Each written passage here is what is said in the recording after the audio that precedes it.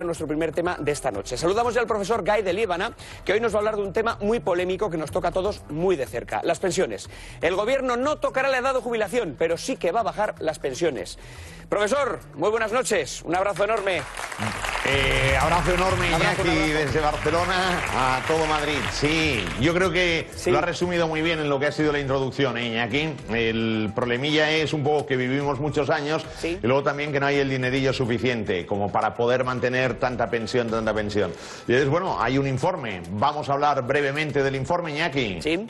Antes de nada, ese informe dice que se van a unir las pensiones al estado de la economía. ¿Eso qué quiere decir exactamente? Bueno, esto sería, digamos, lo que hasta ahora nosotros hemos hecho, que era el referenciar las pensiones sobre el IPC, o sea, la indexación de las pensiones, pues a partir de ahora dependería de cuál es la salud de la economía. Pero la salud de la economía en una doble vertiente, Iñaki. De un lado lo que sería la economía, digamos, entendida como tal, y luego también las finanzas de la seguridad social. Es decir, hay que ver si la seguridad social tiene recursos suficientes o no para seguir manteniendo las pensiones. Y entonces ahí vamos a entrar con lo que va a ser los ingresos y los gastos de la seguridad social en un momento como el actual, que coyunturalmente no es el mejor, por una razón muy sencilla, porque en el año 2007 había 19.400.000 personas afiliadas a la seguridad social y ahora son 16.300.000, por tanto quiere decir que esto es un poco malo, ¿no? Pero bueno, en principio técnicamente yo creo que está muy bien hecho el informe, ¿eh? Por cierto, un informe que elaboran expertos, pero que tendrán que aprobar políticos. Exacto, los expertos yo creo que en este caso, Iñaki, son objetivos, ¿no? Ellos lo que hacen es decir, a ver, aquí hay un tema que es esperanza de vida, cada vez se vive muchos más años, por tanto más años que se va a cobrar la pensión, habría que procurar retrasar todo lo que se pueda la edad de jubilación y luego la pensión la tenemos que vincular a lo que sería la situación económica y del propio sistema de pensiones. Entonces ellos técnicamente yo creo que la actúan muy bien, además con unas formulaciones matemáticas yo creo que impecables, pero bueno, ahora viene la parte política es explicar esto, que se apruebe esto y luego también qué va a pasar con las pensiones. En principio las actuales yo creo que están protegidas, además se reconoce en el informe una cláusula suelo de forma y manera que nunca podrían bajar. El otro tema será si pueden subir y si subirían más, por tanto podría haber una pérdida de capacidad adquisitiva y esto hay que explicarlo a la población y por tanto hay que explicarlo a la gente y sobre todo a los que nos vamos a jubilar, Iñaki, en los próximos años, que será más tarde, pero bueno, hay que explicárselo bien. Pero profesor, ¿esto se va a negociar o podemos decir que tal cual los expertos han dictado este informe va a ser aprobado por el gobierno? Hombre, en principio yo creo que teniendo el Partido Popular la mayoría absoluta, pues bueno, esto tiene que ser un poco rodillo, ¿no? Y además incluso hay un tema de tiempo que es clave porque en principio los expertos aconsejan que cuanto antes se ponga en marcha la reforma, tanto mejor. 2014 dicen que podría habilitarse un periodo hasta el 2019. Yo creo que en principio ahí el gobierno va a tener, pues digamos, la patente y la licencia suficiente como para hacer lo que crea conveniente. Entonces, bueno, en principio habrá que preocuparse para las futuras pensiones, las actuales protegidas, pero cuidado con actualizaciones. Por tanto, el gobierno creo que lo puede poner en marcha. Estamos hablando de que las actuales pensiones no van a bajar, pero cuidado, sí que puede bajar su capacidad adquisitiva. Porque hemos oído que incluso podrían congelarse en un futuro si la economía sigue mal. Claro, porque habrá ese factor de revalorización anual que en principio irá de acuerdo con la situación de la economía y también con el sistema de pensiones. En la medida que ese factor no sea incremental, sino que se quede ahí parado o incluso que sea a la baja, ¿qué pasa? Que las pensiones actuales se van a quedar quietas y entonces, claro, en la medida que haya incrementos en los precios van a perder la capacidad adquisitiva. En un momento que es delicado porque sabemos que realmente igual los abuelos y los queridos abuelos que cobran las pensiones están haciendo milagros para poder sustentar y para poder sostener a parte de la familia. Por tanto, también creo que es malo porque sabes que el futuro va a ser complicado a nivel de revalorización. Bueno, lo cierto es que antes de las últimas elecciones, Mariano Rajoy aseguró que las pensiones no solo no iban a decrecer, sino que las iba a subir. No lo ha hecho. Yo le pregunto, como experto, ¿es justo que se toquen las pensiones? Quiero decir, ¿no se podrían tocar otras cosas antes? Por ejemplo, no sé, la administración. Sí, bueno, yo creo que ahí estaríamos ya en línea con lo que Mario Draghi decía el otro día, ¿no? Y que decía, oiga, realmente para reactivar las cosas a través de lo que es los impuestos hacia arriba y luego también con tanto gasto público, oiga, bajen impuestos de un lado y sobre todo suelten gasto público improductivo. Yo creo que ahí estamos de acuerdo en que mientras que hay muchas partidas del gasto público que es improductivo, que es ocioso, que no se está tocando para nada, en cambio lo que se está haciendo es tocar lo que sería la fibra sensible de la ciudadanía, es decir, impuestos por un lado, aumentando para el pequeño ciudadano, para el pequeño empresario, en definitiva para el currante, y luego el tema de las pensiones, ahí lo tienes, que claro, lo que no puedes hacer es no ser fiel a tu compromiso, y yo creo que Mariano Rajoy adquirió una serie de compromisos de no subir impuestos, de las pensiones mantenerlas, y bueno, no se está cumpliendo. Bueno, quiero yo pensar que estos expertos han elaborado un estudio en función de la situación económica actual.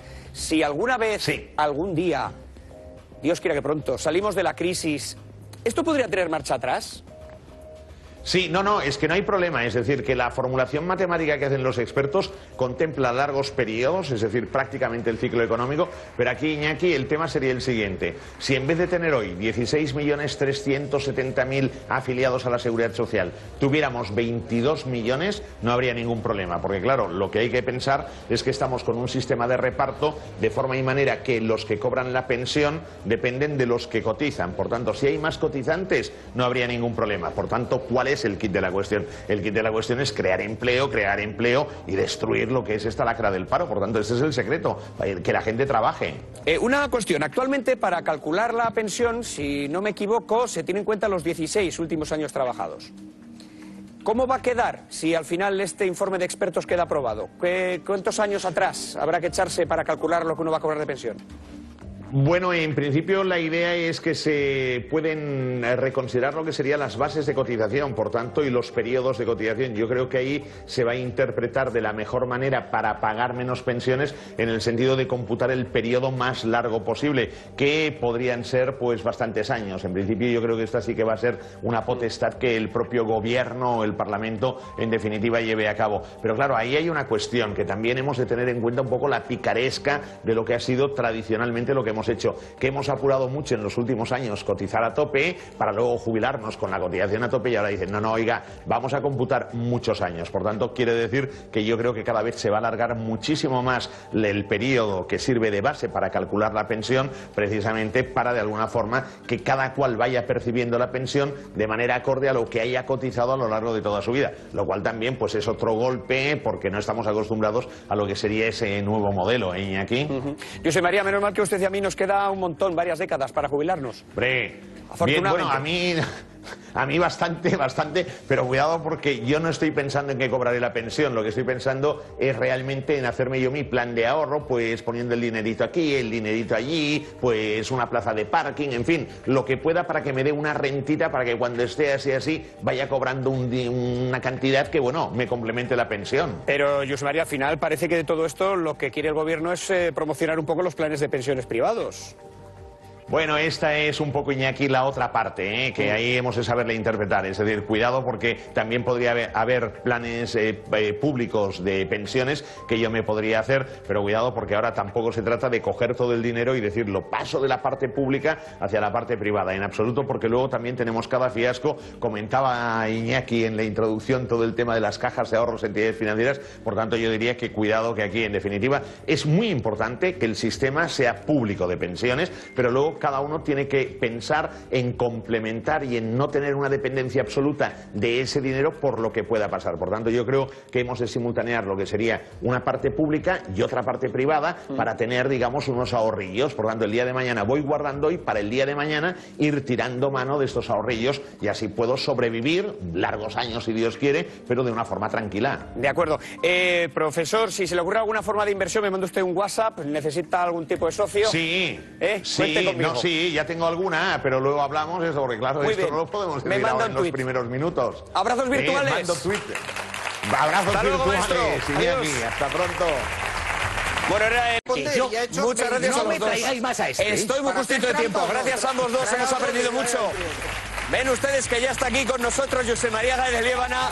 Oye, aquí un abrazo. Bien o no, hoy no son virtuales. Un placer, hoy no los podemos dar. Estamos aquí. Una preguntita muy importante, profesor. ¿Sí? ¿De qué vamos a hablar hoy? Vamos a intentar calcular el futuro de las pensiones, a ver al final cuánto nos va a quedar. Lo que vamos a cobrar, ni más ni menos. Nos vamos a ir brevemente a publicidad y las respuestas a todo esto y mucho más con el profesor Josep María Gáez de Liébana. Hasta ahora. Un placer.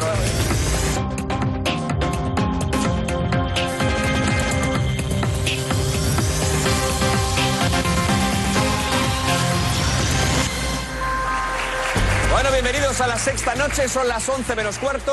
Tenemos mucha noche por delante. Elena Valenciano, la número 2 del PSOE, estará con nosotros en plató esta noche, con ella hablaremos de muchas cosas.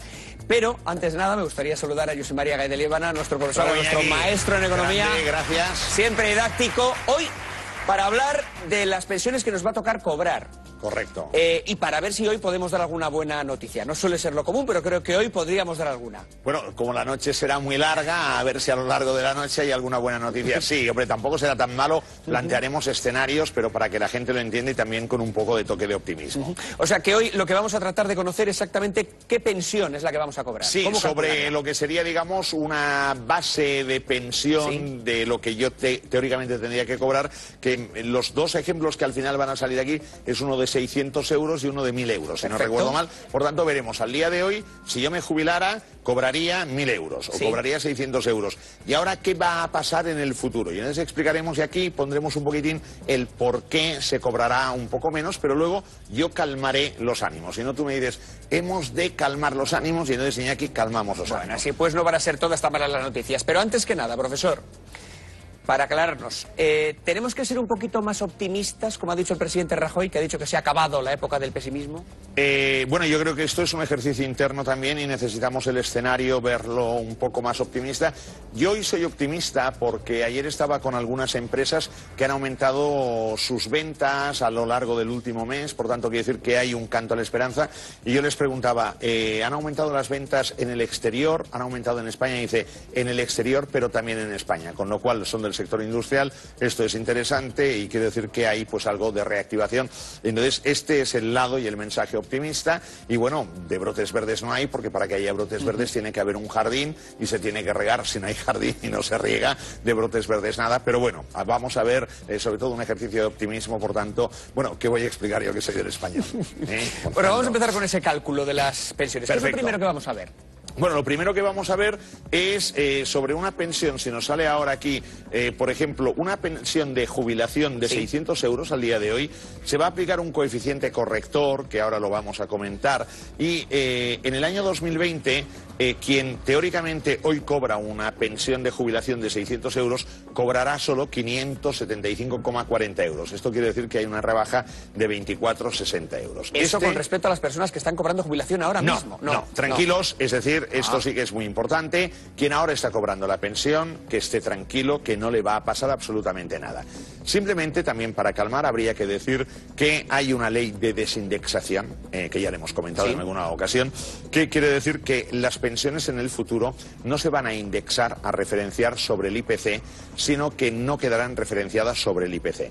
Entonces, en el caso de que dijeran, pues igual hay una pérdida en la pensión, actuará el Fondo de Reserva de las Pensiones de la Seguridad Social, que está dotado en 62.000 millones de euros a finales del año pasado, y por lo tanto nadie va a perder, es decir, lo que se está cobrando al día de hoy no se va a perder. Bueno. Ahora bien, viene el factor de revalorización. Este lo hablaremos luego porque primero vamos a ver el futuro. Yo ahora me jubilaría con 600 euros. Mis 600 euros de pensión, si yo me jubilo en 2020, ¿cuánto van a ser? 575. Por tanto, quienes se preparen para el día de mañana han de pensar que van a cobrar menos, porque aquí hay un factor, que es el factor, lo pongo aquí, y ahora lo explicaremos, Iñaki, que es, a ver esto si sale bravo, es el llamado factor de equidad intergeneracional. Entonces, yo lo explicaré, vamos a ver los de los 1.000 euros y cuando nos salgan luego más añitos nos hacemos una composición de lugar. Si yo hoy me jubilara con 1.000 euros, me jubilaría con 1.000 euros, no pasa nada. Pero si yo me jubilo en 2020, ¿cuánto me va a corresponder? 959 euros. Por tanto, quiero decir 41 euros menos. Creo que hay otro gráfico que vemos a proyección a lo largo de varios años para hacernos una composición de lugar. Exacto, en 2030. Aquella pensión de los 600 euros de hoy, la persona persona cuando se jubile el día de mañana en el año 2030 ya tendrá una rebaja del 10%, o sea, solo cobrará 540 y aquí solo cobraría 900 euros. Por tanto, quiere decir que se va rebajando. Expliquemos por qué este factor de equidad intergeneracional. Vamos a suponer, sobre la base de 1.000 euros que yo tenga de pensión cada mes durante un plazo de 12 meses. Por tanto, un año. Esto quiere decir que yo estaría hablando, si no me equivoco, de 12.000 euros. Si yo viviera 20 años, por tanto, quiere decir que acabaría cobrando 240.000 euros, ¿de acuerdo? Esta es la bolsa de pensiones con la que cuenta una persona que se jubila desde el momento que se jubila, sí, a los 67 años hasta los 87 años, por ejemplo, esperanza de vida. Pero como la esperanza de vida se va aumentando, va ampliándose, gracias a Dios, porque nos cuidamos, porque toda la calidad de vida, entonces, claro, ¿qué problema hay? Que este de los 67 años, que igual soy yo, acabará viviendo hasta los 97 años. Entonces ahora, si este acaba viviendo hasta los 97 años, claro, ya no serían 20 años, sino que serían 30 años, con lo cual, ¿qué quiero decir?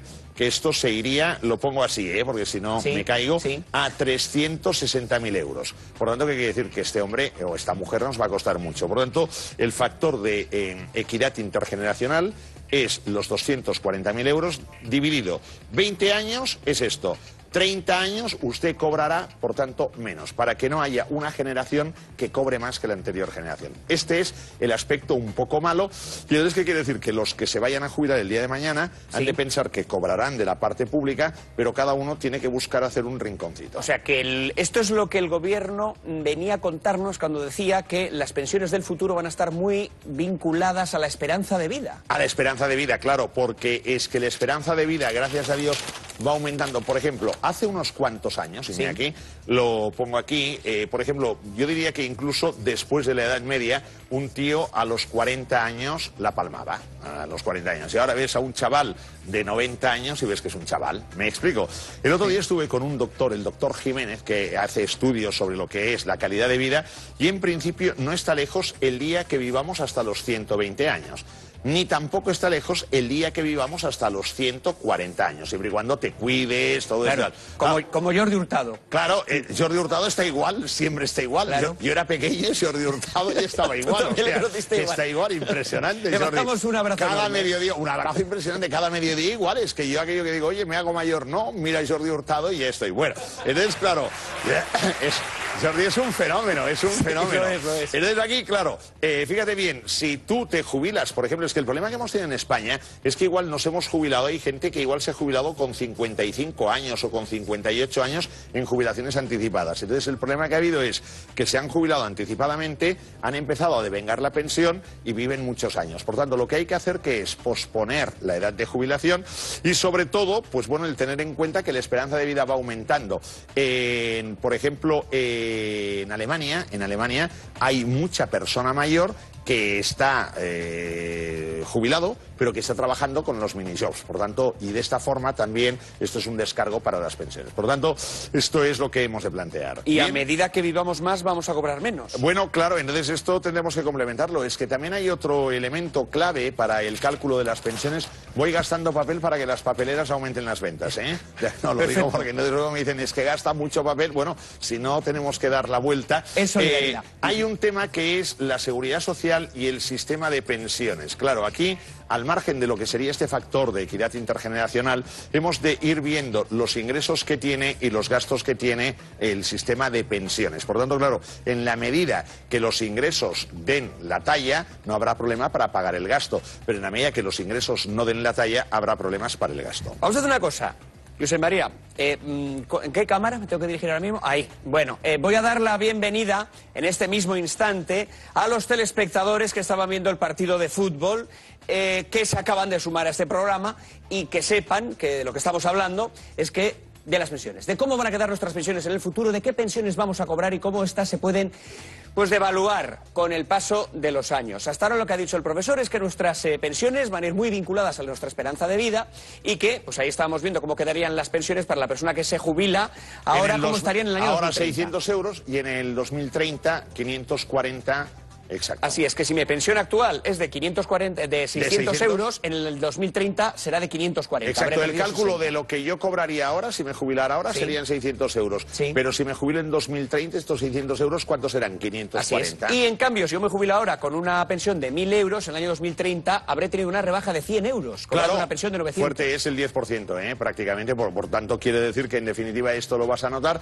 y lo que hemos de hacer es prepararnos con este plan de ahorrillo. Cuando yo digo plan de ahorrillo, porque igual me dicen, no, está haciendo promoción de algún sistema privado. No, yo no hago promoción. Yo lo que digo es que si yo sé que no me van a poder pagar el sistema público de pensiones lo que yo querría, pues lo que tengo que hacer es buscar un complemento para el día de mañana. Por tanto, este es el aspecto. Es que había una época en la que comprábamos un poco las pensiones, es decir, cuando digo comprar lo digo cariñosamente, pero aquello que decías, los 2 últimos años yo cotizo mucho y así con esta máxima cotización me voy a jubilar. Bueno, entonces ahora lo que pasa es que cada vez se alarga más también lo que es el periodo de cómputo, para decir, al final acabaremos dentro de unos años en 30 años de base de cómputo, porque claro, si tú solo computas los 2 últimos años, estás de alguna manera desmontando la equidad del sistema. Este es un aspecto. El otro aspecto, Iñaki, que a mí me gustaría destacar también, es los afiliados a la Seguridad Social. Por ejemplo, en el año 2007, me pongo así, en el año 2007 eran 19.400.000 afiliados a la Seguridad Social.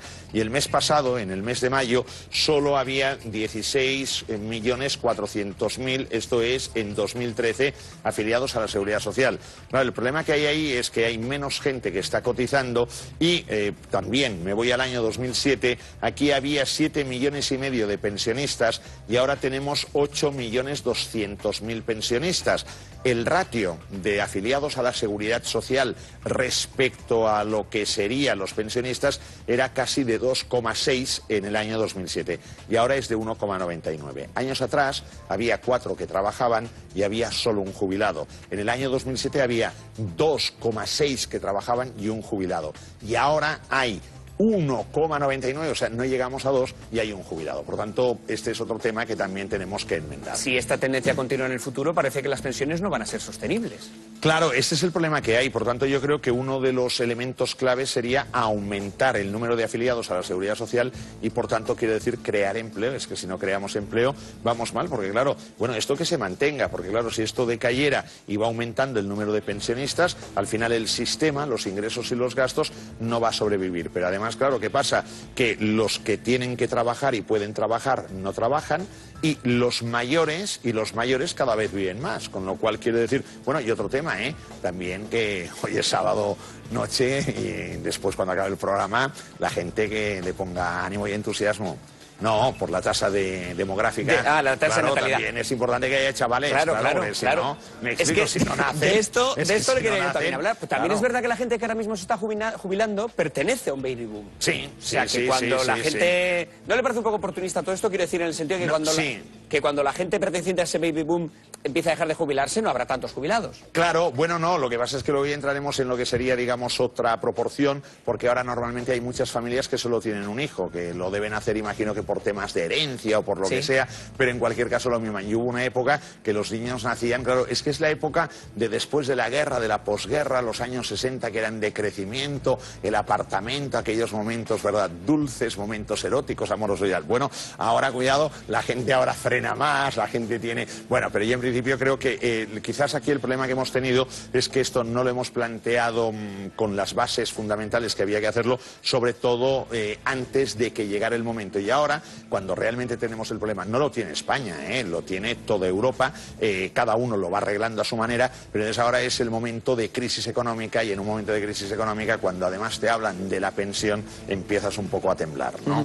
Es curioso porque hace tan solo unas décadas la gente que contrataba una pensión privada lo hacía para complementar la que le daba el Estado, pero vamos camino a lo contrario, es decir, a tener una pensión privada y luego la complementamos con las migajas que nos da el Estado. Sí, yo creo que el planteamiento tiene que ser un poco este, porque además lo que a mí también me da un poco, un poco de miedo, cuando digo un poco de miedo no me asusto ni mucho menos, pero es un poco cuál va a ser la proporción de los cotizantes con los pensionistas y los ingresos con los gastos, es decir, si hay un déficit en el sistema de pensiones, la cosa es insostenible. Por tanto, aquí es muy interesante que trabajen, pero además también hay otro aspecto que yo destacaría y quiero que se me entienda muy bien. El que se va jubilando ahora es un jubilado de calidad. y el que va entrando ahora tendría que ser de calidad. ¿Por qué lo estoy diciendo? Se ha hablado antes, aquí Fernando y Alfonso, del tema universitario, etcétera. Claro, es que años atrás poca gente tenía estudios universitarios. El nivel, digamos, salarial, el nivel profesional no era muy alto, eran unos pocos. Y ahora se están jubilando los que han alcanzado un nivel bastante alto. Claro, el problema es que los que entren a trabajar estén a este nivel, porque si no entraremos con sueldos de 600 o 700 euros al mes y con jubilaciones de 2.000 euros. Por tanto, cuidado. En Alemania, por ejemplo, el promedio de jubilación está en 800 euros ahora. Ahora, los que se están jubilando ahora, 800 euros y hasta ahora 2.000 euros. Bueno, entonces, ¿qué quiero decir? Cuidado aquí con los que se jubilan y lo que van a cobrar. Sí, porque claro, con dos trabajadores que cotizan a la Seguridad Social, con mini-jobs, pues no da para pagar muchas pensiones de 1.000 euros. Claro, no. Entonces lo que tenemos que hacer es decir, oiga, usted, señor que se va a jubilar, está en forma, se encuentra bien, alargue su etapa en activo y entonces incluso le vamos a ofrecer algo. Yo, por ejemplo, le diría, trabaje usted media jornada y lo que usted perciba como renta, que no tributen el impuesto sobre la renta, y así de esta forma yo le voy a pagar menos pensión, usted lo saca, esto es lo que están haciendo en Alemania, usted lo saca por otra parte, pero mire, yo le exonero de tributación, y entonces esto no sería bien. Por tanto, hemos de buscar alternativas. También hay que pensar esto, yo creo, y insisto mucho, Iñaki, que lo vemos en las personas de 80 años, 85 años, que están en plena forma, Por tanto, hombre, a ver, no es lo mismo que a los 20 años, pero hay que decir que te encuentras bien. Yo, ¿te he hablado alguna vez del padre de ese amigo mío, 93 años? No, o sea, no, sí, hombre, 93 años, el otro día me lo encontré, tal, el tío, tal. Digo, hombre, ¿cómo estás, caray? Bien, oye, ya lo ves y tal. Y dice, ¿qué te parece? Y va con una chica impresionante, despampanante y tal. Y yo me creía que era alguna de las nietas que no tenía localizada. Y dice, ¿qué? ¿Conoces a mi mujer? ¿Conoces a mi mujer? Una chavala de 25 años, impresionante. O sea, quiero decir que, en definitiva... Bueno, este tiene dinerito, por eso... ¿No se acaba de divorciar Rupert Murdoch? Hombre, claro, espera a ver cuál es la nueva, A ver cuál es la será nueva. todavía más joven. Hombre, aquí... Igual la futura mujer de Rupert Murdoch aún no ha nacido. Aún no ha nacido. Bien, todo esto, por ser un poquito optimista, es decir, estos cálculos y estos recortes están hechos pensando en la situación económica actual, que es mala. ¿Esto tiene marcha atrás si la economía remonta? Sí, hombre, yo en principio sí. Fundamentalmente porque aquí tendríamos que pensar, primero, si la proporción de ingresos con gastos va bien, estemos tranquilos. Pero los ingresos que son lo que se percibe por cotizaciones, los ingresos que el sistema de la Seguridad Social y el sistema de pensiones vaya generando. Si aquí, en vez de trabajar o de estar afiliados a la Seguridad Social 16.400.000 trabajadores, hubiera 30 millones, estoy diciendo ahora una barbaridad, no habría ningún problema. Por tanto, y además también vendría la otra parte, que sería la calidad del empleo. Es decir, si la calidad del empleo es baja, vamos mal porque el que se jubila es alto. Si la calidad del empleo es alta, tranquilos. Entonces, por tanto, hay que fomentar mucho lo que sería creación de empleo, pero de empleo de valor añadido. Por tanto, quiere decir que sea cosas de estas que realmente sumen, que además sumarían para España. Bueno, vamos a continuar. ¿Qué más tenemos? Vamos a ver qué más tenemos aquí de diapositivas. Bueno, esto, claro, en 2040... Bueno, en 2040 a mí todavía no me tocará, imagino que más tarde. Pero bueno, esto sobre esta base se iría rebajando. Yo creo que esto ya está bien para que no nos preocupemos. ¿Cuánto bajará mi pensión? Está. Y aquí lo que habría sería para que cada uno pueda de alguna forma estimar un poquitín de acuerdo con la pensión. ¿Yo cuánto cobraría el día de hoy? Bueno, en principio hemos de calcularlo de acuerdo con la esperanza de vida, que es lo que antes comentábamos, y quiere decir que hemos de partir del año 2014 con 20,27 años por delante que voy a tener. Muy bien. Entonces, a partir de aquí, en el año 2019 viviré 21 años y fíjate que en el año 2051 viviré 25 años más. Con lo cual, estamos hablando de 85, 95, 100 años de esperanza de vida en el año 2051. Claro, nos vamos tranquilamente, aquí nos vamos, sí. Pero bueno, claro, vamos a vivir 67 mucho, pero... 67 con 25, sí, 92. 92 años. Como el padre de ese amigo mío. Claro, sí, pero nos van a hacer un recorte del 19%. Claro, por aquello... Vuelvo al papel, vuelvo al papel, que era el factor de equidad intergeneracional. Es decir, oiga, si la generación que ahora se han jubilado cobran 240.000 euros por los años que viven de acuerdo con la pensión, pues oiga, los que vienen por delante no pueden cobrar más. Por tanto, hemos de recortar lo que sería, digamos, la cifra que usted cada mes cobra. O sea que los futuros pensionistas van a estar cada vez más empobrecidos. Claro, en principio sí, pero un momento, esto es sobre la base actual, porque luego vendría el factor también, esto es complicado, porque aquí, fíjate de papel, Iñaki, que tenemos aquí, me voy ahora al otro, paso aquí, es este factor, el de ingresos y gastos, que será el elemento clave, que será el de la desindexación, pero referenciar sobre ingresos del sistema de pensiones, gastos. ¿Hay superávit? Tranquilos. Bueno, parece que la solución sería, pienso yo desde mi ignorancia, incentivar el empleo de calidad en vez de tocar las pensiones, ¿no? Claro, hombre, de lo que se trata aquí es que en vez de que haya 16.400.000 cotizantes a la Seguridad Social o afiliados, que haya 19, 20, 30, pero además, claro, que sean de calidad. Por tanto, es lo que España tiene que trabajar en esta línea para ir bien y no tener ningún problema. Y otro miedo que supongo que habrá mucha gente. Has insistido en que no se van a tocar las pensiones de los pensionistas de ahora. No, que estén tranquilos, que no. Un momento, cuando digo que no se van a tocar, no van a bajar, porque entonces ahí en este caso saldría automáticamente en su defensa el Fondo de Reserva de Pensiones de la Seguridad Social que tiene al día de hoy. Lo voy a anotar para que la gente se quede tranquila. Hay 62.000 millones de euros, 62.000 millones de euros. Pero claro, que esto viene del Pacto de Toledo, tranquilos. Pero Mariano Rajoy primero dijo que las pensiones iban a subir, luego dijo que no iban a bajar. Y lo cierto es que aunque no parece que se vayan a tocar, su capacidad adquisitiva sí que se va a mermar. Bueno, claro, porque aquí todo esto es maravilloso siempre y cuando no haya inflación y por tanto que el IPC esté en cero o por debajo de cero, cosa que es prácticamente imposible. Por tanto, quiere decir que la capacidad adquisitiva se va a ver dañada, y se va a ver dañada porque, claro, la vida aumentará a un coste que será superior a lo que sería tu pensión. Entonces, cada vez tendrás, bueno, a ver, aquellos 100 euros, los tengo por aquí. Yo tengo 100 euros, ¿vale? Pero claro, cada vez, fíjate cómo están. Me explico, o sea, están cada vez peor, ¿no? Los 100 euros, claro. ¿Y qué pasa? Que sigo teniendo los 100 euros. Pero ¿qué pasa? Que van incrementándose los precios y estos 100 euros ya los ves tan arrugados, que esto está en una situación mala. Por tanto, claro, hemos de pensar en que no habrá igual revalorización y en consecuencia lo que tenemos que hacer es buscar algún complementillo. Ahora, las personas que lo están cobrando, que no se preocupen, menos no, pero más habrá que verlo. 62.000 millones de euros. La pregunta es, ¿dónde están estos 62.000 millones de euros? Estos están invertidos en prácticamente 61.000 millones, bueno, casi no llega a más de 60.000 millones en deuda pública española. Por tanto, que vaya bien la deuda pública española, que se vaya pagando y nos quedamos tranquilos. Eso espero. Hay un grupo de expertos que ha elaborado un informe, un comité de sabios, que le ha pasado un borrador al gobierno para que lo apruebe, creo que a finales de año. Pide ajustes, pero sí que es cierto que estos expertos tienen intereses privados. Bueno, hay de todo.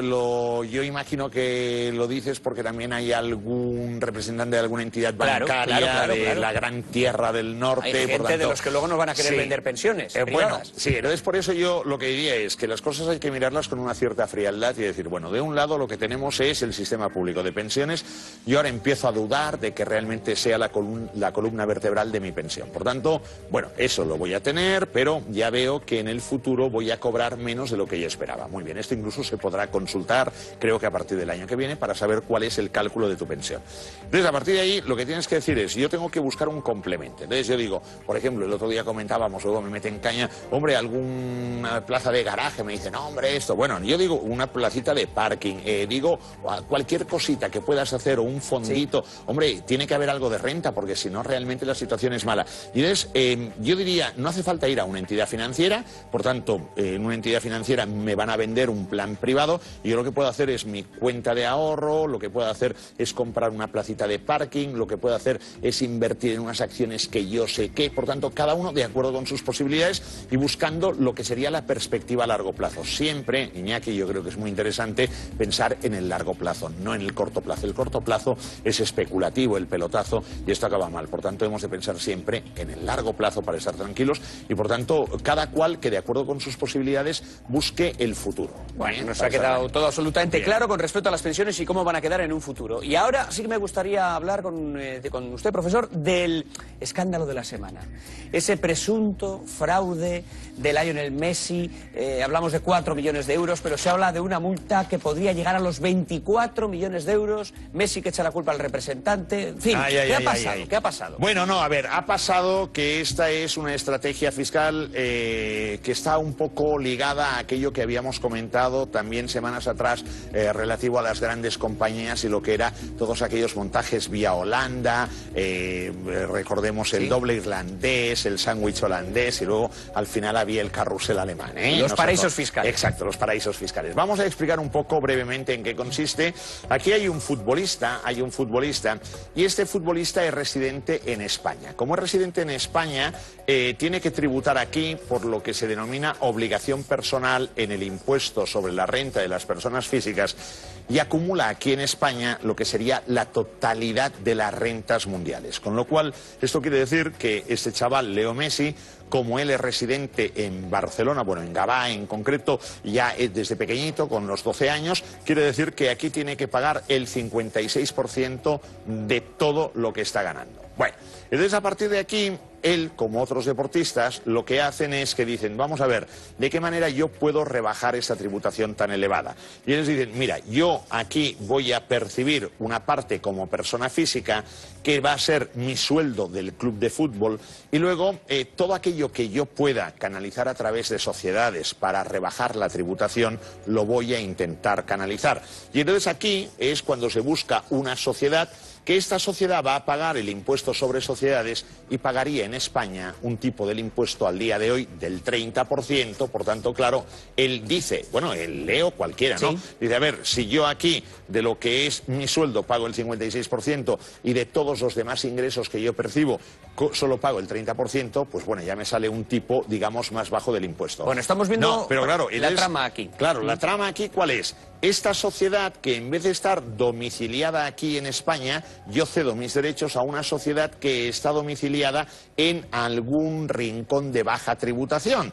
Llamémosle paraíso fiscal porque la Fiscalía le llama paraíso fiscal, pero en realidad no están identificados como paraísos fiscales en la lista oficial de paraísos fiscales. Es una zona de baja tributación. Entonces dicen, claro, ¿qué pasa? Que ingresa por lo que sería derechos de imagen de distintos lugares, pero los ingresa aquí y canaliza, por aquí arriba está Reino Unido y está Suiza, sí. Hay unas sociedades que le explotan los derechos que dependen de una que está o en Belice o en Uruguay. Con lo cual, ¿qué quiere decir? Que esto ha esquivado la tributación, no ha tributado en España, se ha ido a un paraíso fiscal y esto nosotros entendemos que en definitiva sería un fraude y por tanto un delito contra la hacienda pública.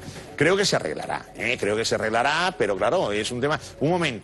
Tiene que haber ahora, sabemos una parte de la versión, hemos de saber la otra que sería la base legal sobre la cual se ha hecho este sistema, porque en principio dicen, Uruguay no está en la lista de paraísos fiscales y además había una normativa jurídica en ese momento, por tanto habrá que ver, pero estamos ante una situación que es distinta a la que venga un jugador de fuera y que tributaría, estos años atrás ha tributado hasta ahora con la ley Beckham, que la ley Beckham era aquel chollo de que te permitía tributar solo al 24% por lo que ganaras en España, el 24%, y el resto de lo que ganaras en el mundo tributaba en su sitio, por tanto... Una pregunta que te quiero hacer, porque se dice muchas veces que los futbolistas estrellas de este tipo pagan menos impuestos que los demás, un porcentaje menor. ¿Esto es verdad? No, a ver, ellos pagan, por ejemplo, en España, y en concreto en el caso de Leo Messi, que es residente en Barcelona, el 56% del impuesto sobre la renta, y por eso lo que se hacen es los montajes a través de sociedades, pero en el buen sentido, es decir, yo cedo mis derechos a una sociedad que me gestiona y por tanto voy a pagar solo el 30% del beneficio. Y la ley Beckham, la posibilidad que te brinda, que es el futbolista que viene de fuera, es que tribute solo, digamos, bueno, ha habido alguna pequeña modificación, a un tipo del 24% por la renta que obtienen aquí. Por tanto, quiero decir que ellos lo montan, pero pagan dinero, porque en cualquier caso, Leo Messi, que ahora, pobre chaval, todo el mundo se... Bueno, cuando digo pobre, lo digo, bueno, cariñosamente, claro, no claro, en el sentido, porque también que tengas a mí, yo ya me conformaría con una décima parte de lo de él, pero el chaval ya ha pagado, porque el chaval del Barça puede tener un sueldo de 14 o 15 millones de euros y habrá pagado 7 u 8 millones, Tengo entendido que son 15 millones de euros de ficha y son 25 millones de euros en contratos comerciales. Claro, que son los que se canalizan a través de otros Una pregunta también te voy a hacer. Dice Messi en su defensa, y supongo que lo dirá también la familia, no, la responsabilidad es de mi administrador, de mi asesor fiscal, que ha hecho cosas sin yo enterarme. Ha habido otros casos, también, por ejemplo, Ana Mato y su exmarido, Jesús Sepúlveda, en fin, no recuerdo un poco ese caso, ¿verdad? ¿Qué responsabilidad tendría Messi? ¿Cuál le correspondería? Bueno, en principio delante de la ley, en este caso la responsabilidad tributaria y la penal tributaria es de uno, por tanto no puedes descargarte en otro. Lo que sí es cierto también es que esto nos tiene que llevar a una reflexión, que es a que realmente las normas jurídicas y las normas jurídico-tributarias son complicadas y por tanto un ciudadano normal no las puede interpretar, pero en este caso sí que la responsabilidad es del que en definitiva administra y gestionaba estas sociedades y sus derechos, por tanto ahí sí que esta responsabilidad es indelegable. O sea que va a tener problemas. No, hombre, el problema va a ser ahora, cuidado, porque ahora sabemos una parte, hay que admitir a trámite la querella, se admitirá, no se admitirá, y luego viene lo que es la defensa, y la defensa tiene que decir, oiga, esta estrategia que había jurídicamente era correcta, por tanto ahora se va a discutir, y si no al final, pues bueno, hay que llegar a un acuerdo, se paga. Yo querría destacar, Iñaki, que el objetivo de Hacienda nunca es meter a gente en la cárcel, ¿eh? O sea, Hacienda lo que quiere es cobrar, por tanto, ahora le dirán, oiga, estos son cantidades defraudadas, bueno, y al final se puede llegar a un pacto, se pague y ya está, y a partir de ahora hacer las cosas bien, ¿eh? ¿Qué supones tú que va a pasar? ¿Cómo crees que va a quedar esto resuelto? Esto, pagando, esto, pagando, hombre, esto va a quedar resuelto pagando. Lo que pasa es que entonces habrá que graduar un poco porque el total de la multa, o sea, digamos la sanción, porque esto es el artículo 305 bis, que es del Código Penal de la modificación que hubo a finales del año pasado. Entonces, en principio serían 24 millones de euros. Se puede graduar, no obstante, y hay que ver el Código Penal que sería aplicable, que sería el anterior. Se puede graduar y al final puede quedar en 8 o 10 millones de euros. Imagino que se llegará a un acuerdo, se pactará. Lo que pasa es que ahora hay que esperar la defensa a ver qué dice también, porque es que ahora sabemos una parte que dice, no, oiga, todo esto eran paraísos fiscales, y ahora la defensa dirá, oiga, esto no eran paraísos fiscales. Por tanto, la discusión, se llegará a un acuerdo y ya está, y a partir de ahora, Leo, hacer las cosas bien y ánimo hacia adelante. Profesor, ¿cuánto dinero hay que ganar para defraudar 4 millones de euros? 10 millones de euros. 10 millones. 10 millones de euros, pero lo de los 10 millones de euros también me gustaría concretarlo, es que la gente dice, pues claro, si son 10 millones de euros, que son 4 millones de euros la cuota, quiere decir que ha ganado 10 millones de euros. Efectivamente, las cantidades detectadas suman los 10 millones de euros aproximadamente, pero hay que pensar que estos 10 millones ahora se le están sumando a los demás ingresos que tiene. Por tanto, quiere decir que Hacienda, cuando hace el cálculo, dice, los 10 más los 15, imaginemos que tenía, esto me da 25, sobre esto tendría que haber pagado tanto, ha dejado de ingresar esta cantidad. Por tanto, quiere decir que, en definitiva, hay una acumulación a la renta que él tenía, se le agrega también lo que sería en este caso estos ingresos complementarios. Por tanto, hay que pagar, y bueno, y entonces lo que hay que hacer siempre es buenas estrategias sanas, porque uno duerme tranquilo. Es decir, somos pobres, pero tranquilos y ya está, porque todo esto cuesta dinero, ¿eh? O sea, todo esto, los montajes de sociedades, todo esto es caro, ¿eh? Esto es muy común. Además, tengo entendido que este chico, que Messi, ya tenía, incluso siendo menor de edad, toda una ingeniería fiscal montada de cara al futuro. Sí, ¿no? sí.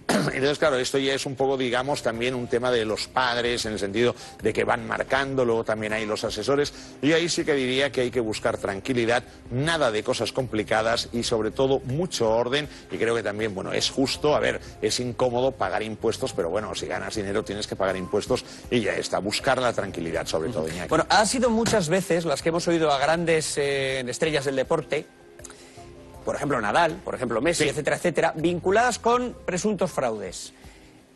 Suponemos que esto es relativamente común entre esos deportistas que ganan tanto dinero. Sí, bueno, Rafa Nadal regularizó la situación totalmente porque había alguna participación que tenía en alguna sociedad que estaba precisamente en Euskadi, lo regularizó sin ningún problema. Rafa Nadal es residente en España, eso también creo que vale la pena destacarlo. No, yo creo que no solamente son los deportistas pobrecitos que nos metemos con ellos, cuando digo pobrecitos desde el punto de vista cariñoso, sino también los grandes patrimonios, las grandes fortunas, es decir, en definitiva, el que tiene recursos, el que tiene también un posible posicionamiento más o menos internacional. Lo veíamos con el IBEX 35 también, lo hemos visto con grandes empresas. Hay una discusión ahora con Apple, por ejemplo, hay una discusión con Microsoft, hay una discusión con grandes empresas, con Google, que en principio no están tributando en Estados Unidos, tributan en Europa, pero no tributan en Europa, sino en Irlanda. Por tanto, quiere decir que cuando alguien mueve dinero, procura buscar lo que serían los mejores montajes jurídicos. Y los deportistas, claro, por ejemplo, aquí los tenistas o los golfistas siempre han tenido una ventaja, que viajan mucho, con lo cual pueden justificar que viven fuera de España. Pero claro, un futbolista pobrecito está siempre, cada semana está en su tierra, por tanto, ahí hay que decir que tiene que tributar. Así es. Por cierto, todos los hechos que se están investigando con respecto a Messi, creo que el primer año investigado, si no me equivoco, es el año 2006. Exacto. Ha pasado muchos años. ¿Por qué todo esto sale ahora? O sea, hasta Hacienda es de investigar mucho. Bueno, yo acá tengo alguna duda, porque nadie sabía nada de esto y de buenas a primeras, ¡pam!, emerge de una manera radical. Con lo cual, pero yo al leer la querella veo que esto viene derivado de lo que sería la inspección y de la agencia tributaria, con lo cual yo creo que igual aquí ha habido una denuncia. Me temo que ha habido una denuncia. Me temo, un momento, esto... ¿Una denuncia, un chivatazo? Sí, alguien que ha... me temo, un momento, ojo, porque yo no soy nadie, pero quiero decir, de esto nadie sabía nada, y de buenas a primeras, pam, que irrumpa así de súbito, es que aquí alguien... Porque además los datos son muy concretos, las cifras de la administración tributaria, lo digo porque esto a veces es complicado si tú tienes una estrategia dentro del mundo entero y además en zonas, digamos, de baja tributación, los datos son un poco opacos. Y si no hay un chivatazo, Hacienda no se entera. Yo particularmente creo que es muy difícil, salvo que envíen a Sabuesos, y en este caso Sabuesos, Humphrey Bogart ya desapareció hace algunos años. Bueno, no, es que esto es labor de Sabuesos, además es que han identificado los ingresos, quién pagaba, la cantidad, por tanto me da la impresión de que aquí ha habido alguien que se ha ido de la boca, digo yo, o si no, Hacienda, cuidado, porque entonces sí que hemos de estar todos preocupados, porque aquí a la que tú pagues un euro que no sea correcto, van a por ti. Esto me lleva a pensar que las grandes fortunas...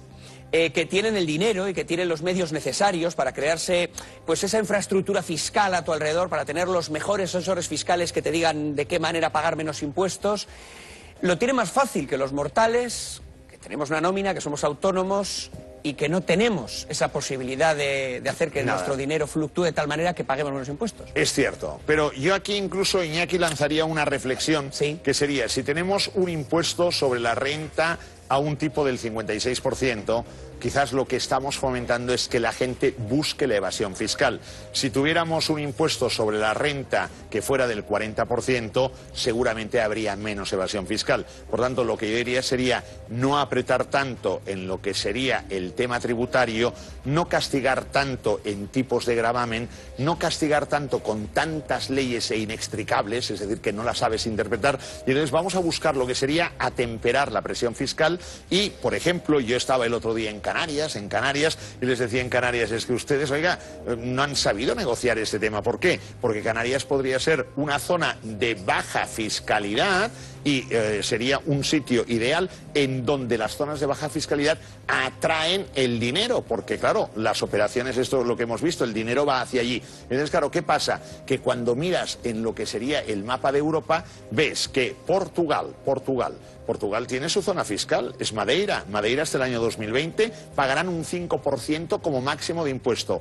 Irlanda, Dublín, Inglaterra, las Islas del Canal, Francia, Mónaco, Italia, San Marino y el Vaticano. ¿Qué pasa? Pues todo el mundo tiene un paraíso fiscal y nosotros, o una zona de baja protección fiscal. En el caso del Vaticano es paraíso fiscal por muchas razones, ¿no? Pero claro, en Canarias, que podría ser una zona de baja fiscalidad, y esto que fomentaría que hubiera inversiones y que hubiera también una industria financiera. Por tanto, quiero decir que lo que hemos de hacer es pensar si con estos tipos de gravamen, ¿a dónde vamos? Por tanto, de Leo Messi, yo creo que hemos de sacar también una lectura positiva y decir, con estos tipos de gravamen vamos mal, por tanto hemos de atemperar la presión tributaria. Es que al final parece que la lectura es, las grandes fortunas pagan impuestos lo que quieren y cuando quieren. Claro. Claro, así de... Sí, claro, sí. Porque entonces, claro, ellos lo que hacen es una estrategia que dicen, oye, me domicilio aquí, monto ahora esta sociedad, yo trabajo allí, me desplazo tantos días, justifico la salida de España, justifico que reside en tal lugar, claro, evidentemente, y en cambio nosotros que cada mañana tenemos que fichar, pues claro, dicen, oiga, usted aquí nada, y entonces todo lo que ganas, evidentemente, está controlado. Por tanto, ahí sí que esto, por eso yo digo que hay que hacer la fiscalidad como más agradable, más reconfortante, que paguemos impuestos a gusto. Bueno, pero ya viene de vez en cuando también el gobierno y de vez en cuando hace una de esas amnistías fiscales para que las grandes fortunas estén a bien éticamente. Pues esto es lo malo, Iñaki, porque yo lo que creo es que sería mejor que se tributara a tipos más bajos, que todo el mundo tributara, que no el decir, pues cada X años, oiga, el que aquí no haya declarado puede regularizar, pague el 10% y ya está, y encima luego se hacen interpretaciones por parte de la propia Hacienda que han sido para ellos, yo creo que fatales desde la perspectiva de recaudación. Por tanto, creo que hay que buscar lo que sería un mejor sistema tributario, que también lo dice la Comisión Europea. O sea que el caso de Messi no tiene por qué poner nervioso a ninguna gran fortuna, que no tenga ningún escape o fuga de información. No, bueno, pero exacto, cuidado, lo que pasa es que aquí no te puedes ni fiar de tu sombra, por tanto yo estoy aquí, pero yo aquí sí que me fío de todo, pero quiero decir que cuidado porque a veces, no, pero esto es importante porque a veces alguien se va, normalmente siempre hay algún amante despechado, un amante despechado, o igual hay algún socio frustrado, y este es el que se va de la lengua, por tanto, quiere decir que cuidado, los secretos solo son de uno. Qué barbaridad. Esto parece una película del Padrino. Bravo. José María, ha sido un placer, como siempre. Abrazos aquí, grande aquí. Dale un besazo a tu mujer. Hombre, se lo daré a mi mujer y me ha dado un abrazo por aquí. Gracias, hasta luego. Hasta luego. Gracias. Bueno, habrán visto ya que tenemos en